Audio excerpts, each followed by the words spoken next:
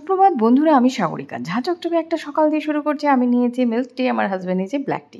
আগের দিনে প্রচুর বাসি ভাত ভুত ছিল, সেগুলো খেয়ে নিয়েছি, ভিডিও আর করতে পারিনি। তারপরে ক্রেভিং হচ্ছিল, যেহেতু শিলিগুড়িতে রয়েছে, জোম্যাটো করে দিয়েছি একদম। পিৎজা হাট থেকে পিৎজা চলে এসে সো ছিল। পিৎজার কোয়ালিটিটা খুব ভালো ছিল না, রেড কালার কি যেন একটা ড্রিঙ্কস দিয়েছিল। এদিকে অঞ্জনা রান্না করেছে, দেখুন গরম গরম ভাত, আলু কুয়া, সব রকম একটা মিক্স ভেজ আর পালং শাকের চচ্চড়ি। খেয়ে ভাত ঘুম দিয়ে টোটোতে করে চললাম একটা জায়গায়। শরীরটা একটু খারাপ লাগছিল, তো হাজব্যান্ড বললো চলো তোমার প্রিয় জায়গায় নিয়ে যাই।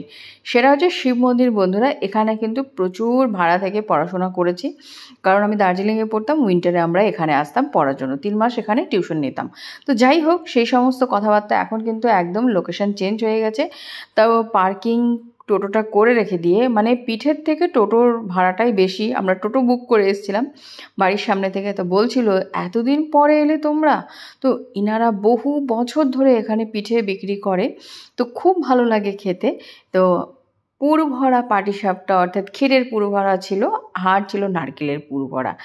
একদম ট্র্যাডিশনাল পদ্ধতিতে যেভাবে ঠাকুমারা তৈরি করতো। মালপোয়াগুলো দেখুন, অর্থাৎ তেল পিঠাগুলো ফুলে টোপা টোপা হচ্ছিল। আগে না গোবিন্দভোগ চাল দিয়ে কিন্তু এই সমস্ত পিঠা টিঠা পাওয়া যেত, বিশেষ করে ভাপা পিঠা, মানে একটা খুব সুন্দর ফ্লেভার বেরোতো। বর্তমানে কিন্তু সেই সমস্ত পাওয়া যায় না, কারণ আতপ চালের দামটাই বেশি, গোবিন্দভোগ চাল তো আকাশ ছোঁয়া দাম।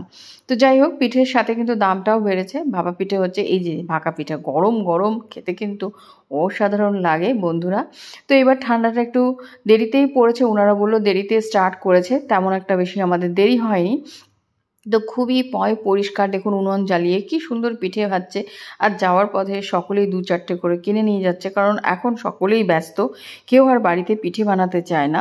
তো আর কয়েকদিন পরে তো ভালো মতন উত্তরবঙ্গে জাঁকিয়ে ঠান্ডা পড়লে পিঠেপুলির উৎসব শুরু হয়ে যায়। তখন তো মিষ্টির দোকান বলুন, আশেপাশে সব জায়গায় পাওয়া যায়। মোস্ট প্রবাবলি ছট পুজোর দিন কিন্তু মহানন্দার পাশে আমি প্রচুর পিঠে বানাতে দেখেছি, তো আমরাও কিনে খেয়েছি। তারপরে আমার হাজব্যান্ড আবার বলছিল যে পিঠে নিয়ে যাচ্ছে ভূতে ধরবে, তো ওনাকেও বলছিল যে পিঠে বিক্রি করছে, বলে না না ধরবে না।